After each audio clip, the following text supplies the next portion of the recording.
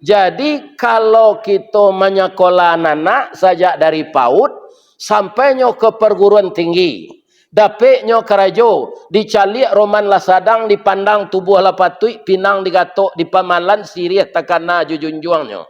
Ditabang batang cumangko, diawah dengan baliuang basi na datang dari apa kapak penabang patah tigo. Sungguh karakok dah ulunya julai gagang menuju junjuang niat nak jadi sirih wana cintolah lamo kacarano. Ya kan, cinta kacarano tu karena karakok lah jadi sirih nak dikunyah, naik kunyah sirih ko langkoknya pinang gambir kapuasa sadah asadonya lah cukup. Tu tandonya awak kababinan tu. Jadi kalau ada anak lupa jawab pak doaan saya ya Allah. Lupa anak ambo ya Allah. Nyo darah daging ambo tu Allah. Talu ancu ada nau baguluang pasir menjadi persimbangan. Guno cuba dak dilarangkan kaganti beladang lado. Gunonyo anak digadangkan.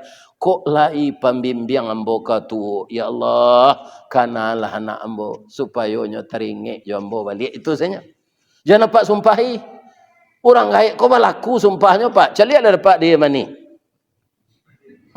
Si Malin galah. Malin tu kan orang siak ini riak dong. Ai sumpah no dia no. Jadi kundang no. Ini bapak-bapak. Engkau bernama lalai. Malin kundang tu dek sumpah orang gaik. Bu. Kalau ada anak lalai-lalai lupa jawab jangan disumpahin dah. Dua no elok balik.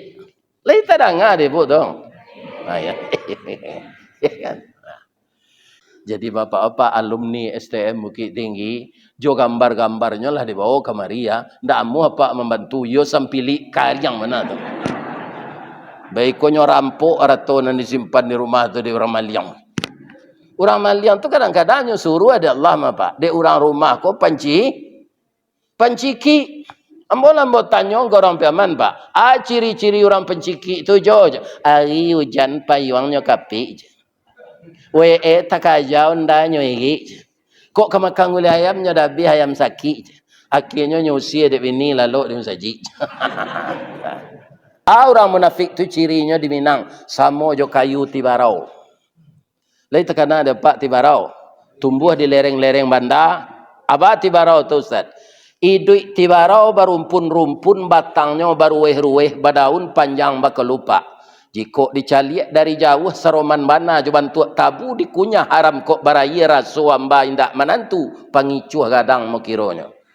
Masuk ketek sabantuak jaguang di silau indak berbuah bunga sahalai indak menaruh. Kalau inyo tumbuh di lereng atau di tanah ketinggian capek terbuka rasionya.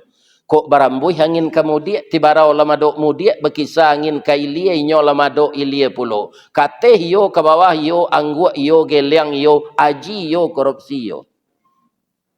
Itu orang menepik pak. Akhir-akhir ada ndak aji yang terlibat korupsi yo.